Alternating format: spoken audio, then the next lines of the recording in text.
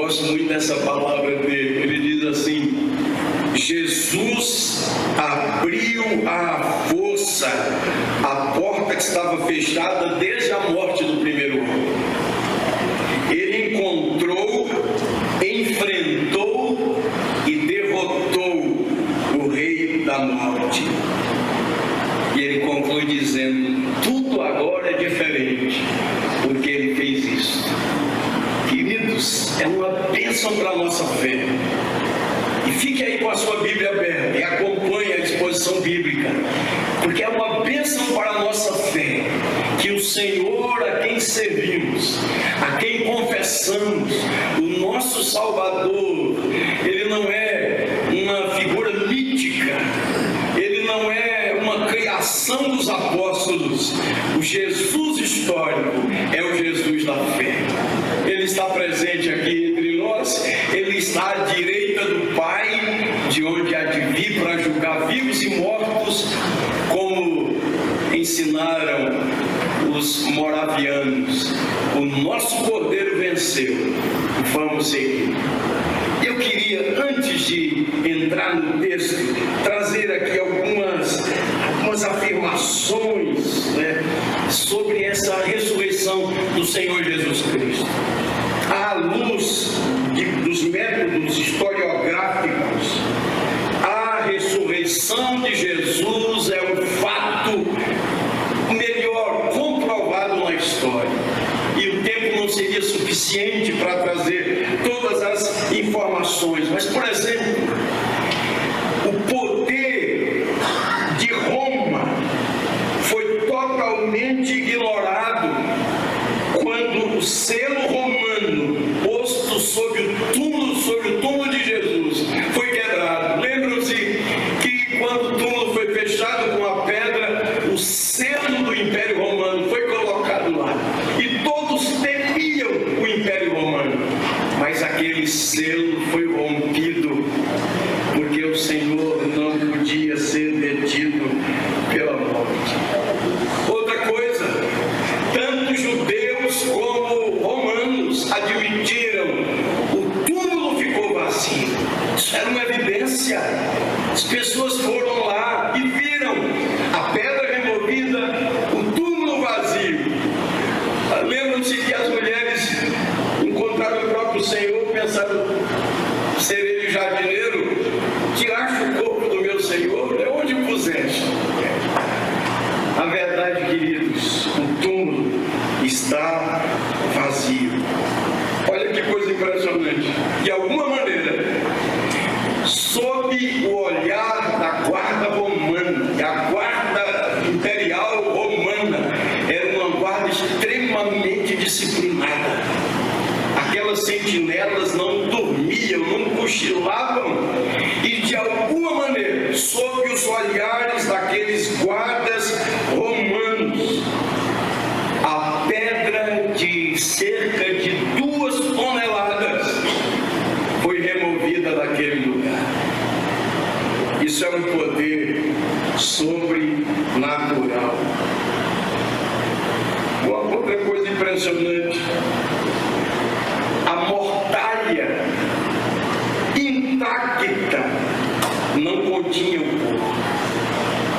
E um cristão, conhecido na história da igreja como o Boca de Ouro, João Crisóstomo, cristão que viveu entre 344 e 407, foi bispo de Constantinopla, ele faz uma observação, ele deixou um registro de uma observação, preste atenção nisso.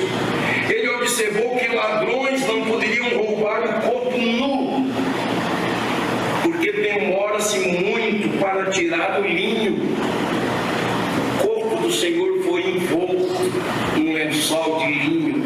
E veja a palavra de João Crisóstomo, literalmente, ele disse: o corpo foi enterrado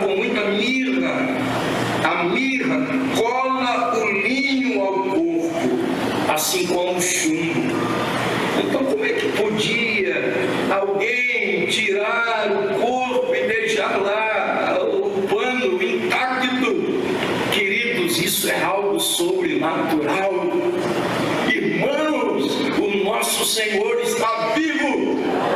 Nós deveríamos nos acordar mais motivados, porque o nosso Senhor está vivo.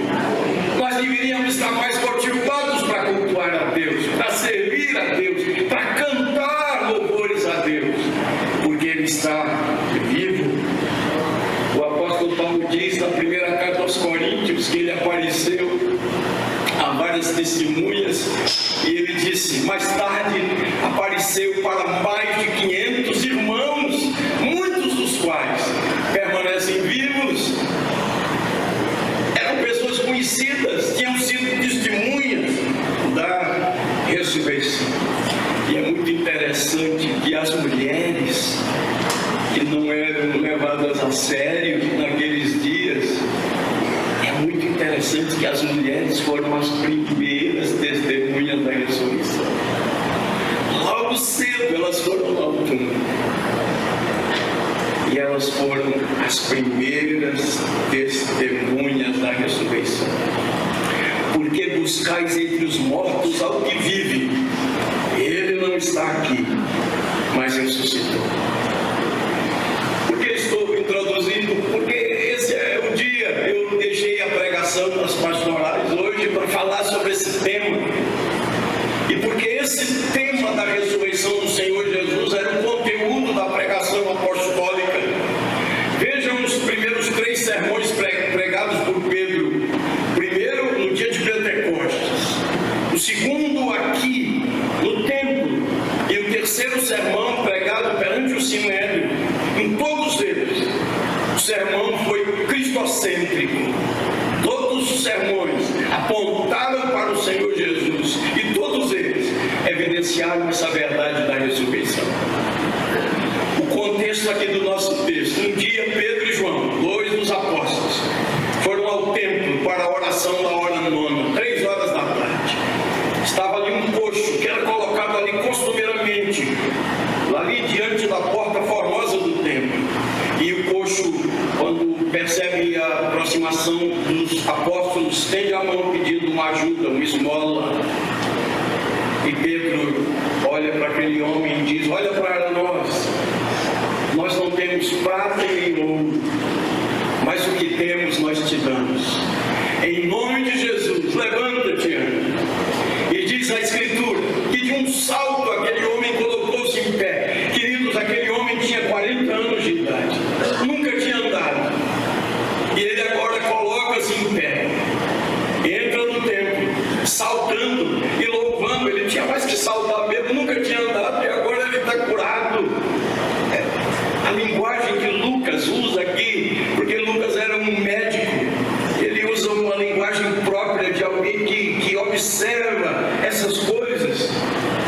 Ele começa a louvar o nome do Senhor. E as pessoas estão atônitas, maravilhadas.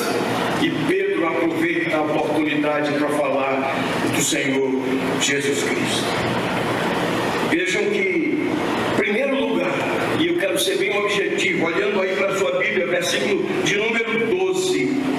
Pedro iniciou a pregação atribuindo todo o crédito a Jesus. Escute o que eu vou dizer agora, um princípio bíblico. Queridos, aprendamos a dar todo o crédito a Jesus. Nenhum homem, nenhuma mulher, nenhum ser humano é merecedor de glória. Nós precisamos deixar de olhar para as pessoas e endeusá-las. Nós precisamos deixar de cultuar pessoas. Nós precisamos deixar de idolatrar pessoas. Nós precisamos, claro que as pessoas são importantes, são amadas. Deus ama pessoas. As pessoas não podem ser exaltadas, endeusadas. Pessoas não podem ser colocadas no pedestal.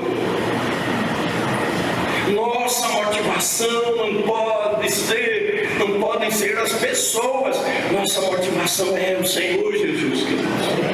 E é impressionante isso é do ser humano, é uma luta que precisamos travar. A gente precisa precisa saber elogiar as pessoas. E a gente precisa aprender a ouvir o elogio. Quando a gente estiver elogiando alguém, a gente deve reconhecer nesse elogio a graça de Deus agindo na vida de alguém, e por isso dando glória a Deus. E quando alguém recebe um elogio, não deveria ficar em si mesmado, envaidecido, inchado de orgulho, mas deveria tributar a Deus a honra e a glória. O apóstolo Paulo tinha essa consciência: sou o que sou pela graça de Deus. Ele tinha bem essa consciência. Sem a graça de Deus, ele era um blasfemo, um insolente, um perseguidor, sem conhecer Cristo quando viveu na sua ignorância. Essa era a sua vida. Mas agora, um homem infrutífero, abençoado, usado poderosamente pelo Senhor, tinha essa consciência: sou o que sou pela graça de Deus, pela graça de Deus. E é impressionante essa capacidade que o ser humano tem para colocar os olhos no ser humano. Por isso eu lhe digo uma coisa aqui, em nome de Jesus: quando o seu nome não for reconhecido, quando as pessoas não baterem no seu ombro, dando um elogio, lhe agradecendo, dando parabéns, resolva essa questão diante de Deus.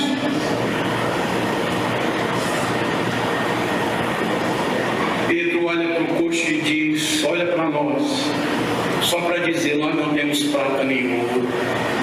Mas agora, quando está no templo, o ex-coxo curado, louvando, e todas as pessoas estão olhando para Pedro e para João.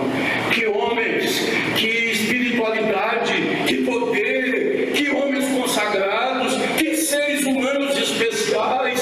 Pedro tem um discernimento espiritual para dizer àquelas pessoas: por que vocês estão olhando para nós? Por que estão olhando para nós? Como se pelo nosso próprio poder e piedade tivéssemos feito esse homem. Olhe para o versículo de número 12. O que fez Pedro?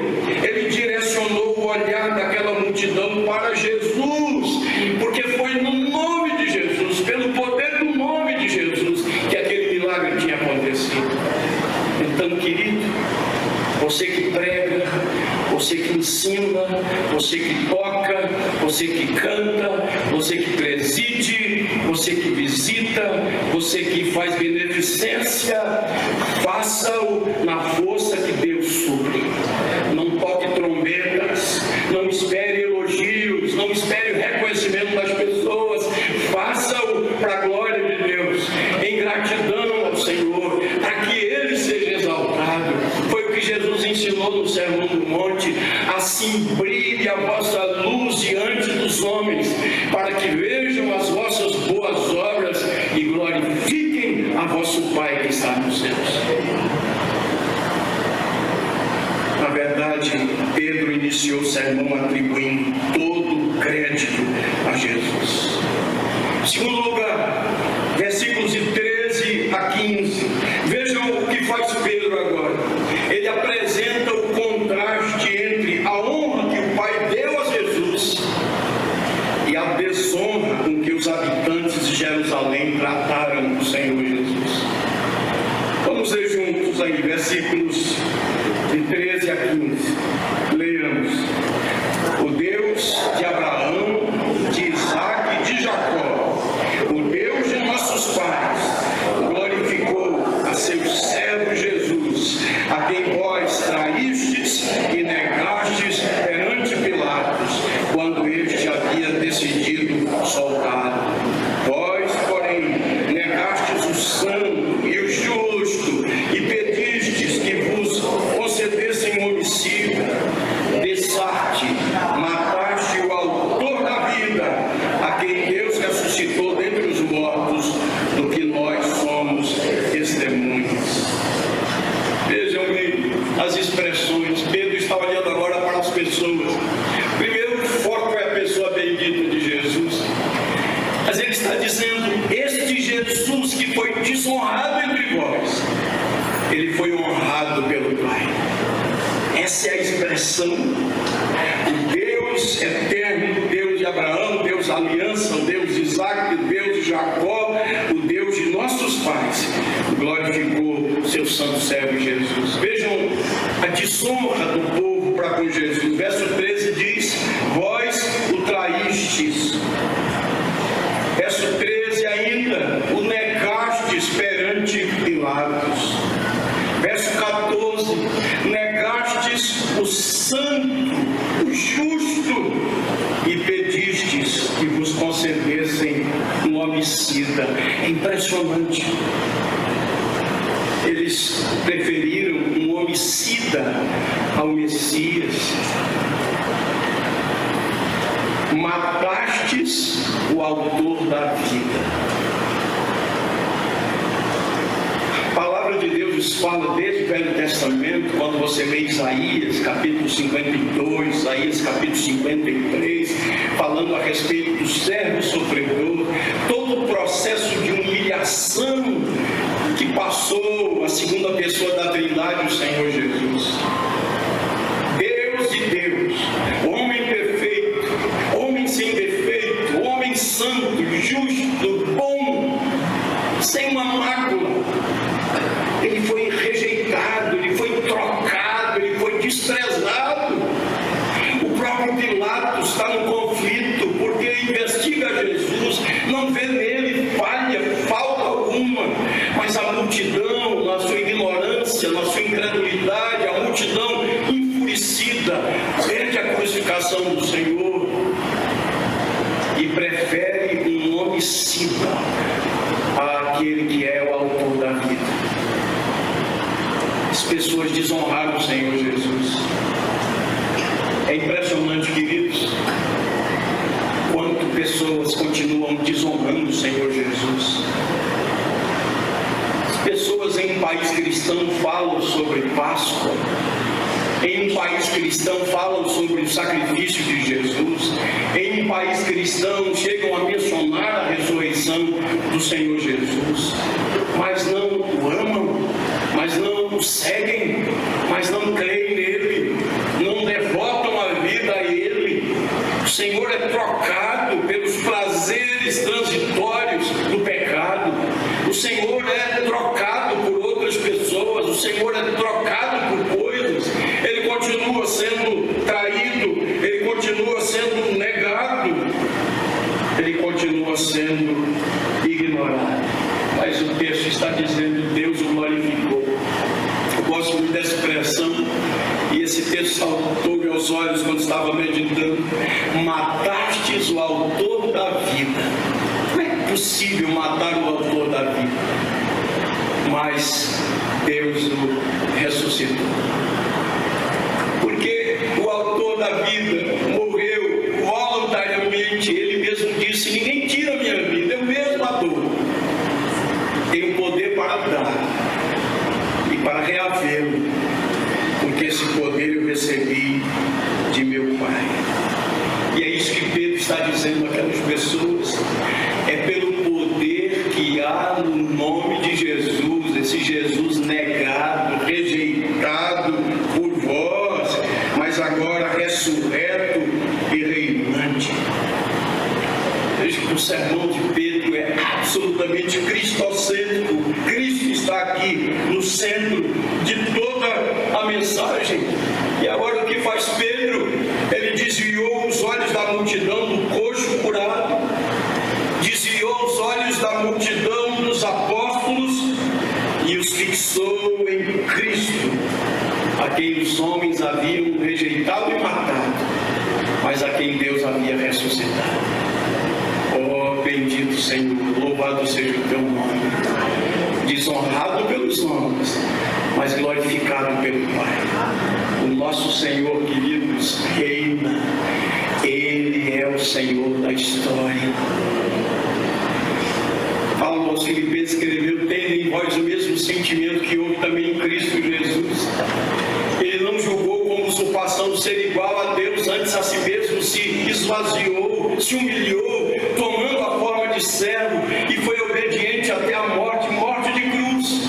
Pelo que também Deus o exaltou sobremaneira e lhe deu um nome que está acima de todo nome, para que ao nome de Jesus se dobre todo joelho no céu, na terra, debaixo da terra, e toda língua confesse que Jesus é Senhor, para a glória de Deus Terceiro lugar, queridos, Pedro, nesse sermão, atribuiu títulos ao Senhor Jesus Cristo. Lá no começo do capítulo 3, quando ele estava conversando ainda com um coxo, ele chama Jesus de o Nazareno. Sabemos que Jesus nasceu em Belém, da Judéia, mas ele foi criado em Nazaré, da Galiléia, o Nazareno. No versículo 13 aqui desse capítulo 3, ele é chamado de servo de Deus. Primeiro ele sofre, para depois ser glorificado. Em cumprimento, por exemplo, o tempo não permite, mas se estiver anotando, leia depois Isaías 52, a partir do versículo 13, falando sobre o servo sofredor. Verso 14, ele é chamado de santo e justo. Versículo 15, ele é chamado de o autor da vida. Versículo 22, ele é o profeta prometido por Moisés. Não um profeta, mas o profeta. Como disse Moisés, o Senhor levantará profeta semelhante a mim, a ele ouvi. No versículo 11, ele é chamado aqui de a pedra rejeitada, que se tornou a principal pedra angular. Esse é o fundamento da igreja cristã, é o próprio Senhor Jesus Cristo. O servo sofredor, o Cristo ungido, o Messias, o santo, a fonte da vida, o profeta e a pedra angular. Todos esses títulos mostram a singularidade da pessoa do Senhor Jesus. Singular no sofrimento e singular na glória. Singular no seu caráter e singular na sua missão. Singular na sua revelação e na obra da redenção. O nosso Cordeiro venceu. Vamos seguir. E por fim, uma conclusão e umas breves aplicações. Os versículos 17 a 21. Depois de ter apresentado, de ter colocado as coisas no seu devido lugar, a glória é do Senhor Jesus. Depois de ter mostrado o Senhor glorificado pelo Pai, o Senhor rejeitado pelos homens, glorificado pelo Pai. Depois de ter apresentado a singularidade do Senhor Jesus, da sua pessoa, da sua obra, da sua redenção, tendo exaltado o nome de Jesus, Pedro encerrou aquele sermão chamando as pessoas ao arrependimento. Toda pregação cristã precisa chamar as pessoas ao arrependimento. Ninguém nasce convertido, ninguém merece conversão. E ser membro de uma igreja não significa salvação. Irmãos, a igreja tem problemas. Estou generalizando igreja, porque membros de igrejas não são convertidos. Igrejas têm problemas porque tem líderes não convertidos. Quando você olha a história da igreja, por exemplo, você faça uma pesquisa depois, George Whitefield, um pregador, um homem apaixonado por Jesus, um evangelista. E George Whitefield, cheio do Espírito Santo, ele falava com ousadia. Ele dizia o seguinte: uma vida que não demonstre transformação, mudança, uma vida que não é uma nova vida, não é uma vida cristã. O cristianismo não faz uma caiação. O cristianismo não faz uma mudança em algumas coisas. O cristianismo promove uma mudança radical, porque vida cristã não é apenas vida transformada, é vida substituída. Não mais vivo eu, mas Cristo vive em mim. O Evangelho nos dá autoridade a dizer que uma pessoa que, mesmo se dizendo cristã e crente, não tenha vida, essa pessoa não pode ser reconhecida como uma pessoa crente, como uma pessoa cristã. Crente em vida nova, em vida de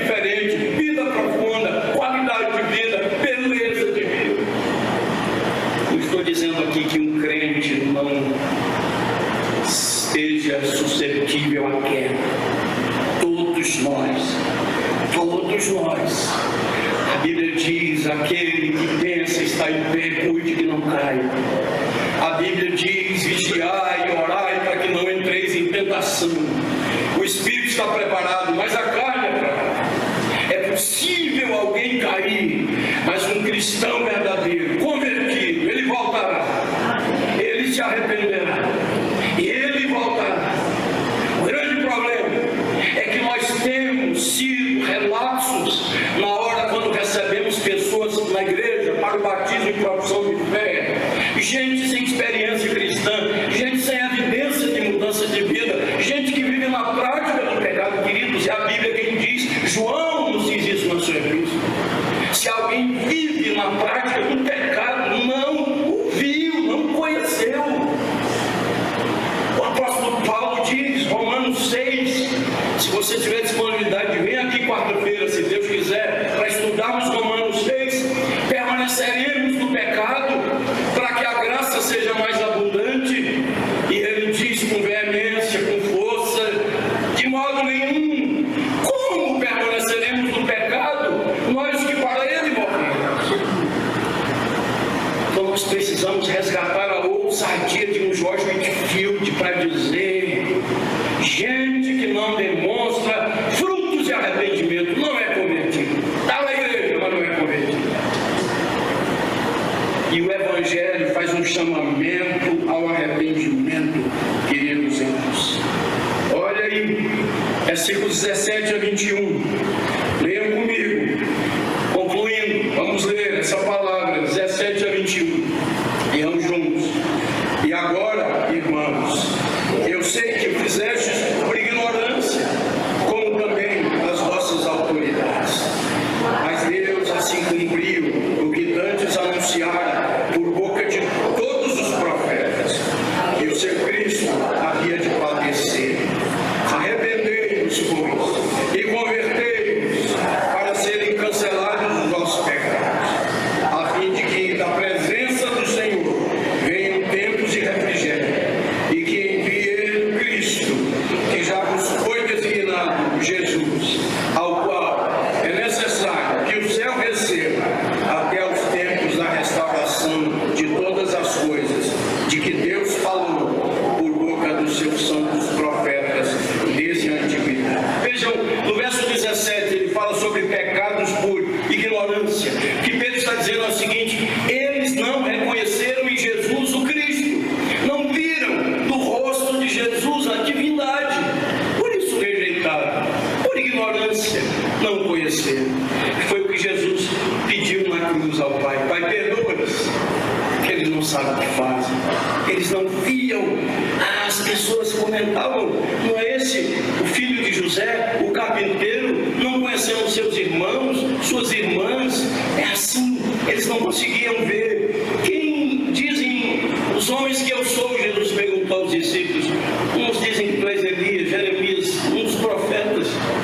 As pessoas na sua ignorância. E hoje milhões de pessoas nesse país e no mundo são ignorantes com respeito a Cristo. Milhões de pessoas não sabem quem é o Senhor Jesus. Verso 18. Deus, porém, sabia o que estava falando e o que estava fazendo. Na verdade, Jesus estava cumprindo a promessa do Pai.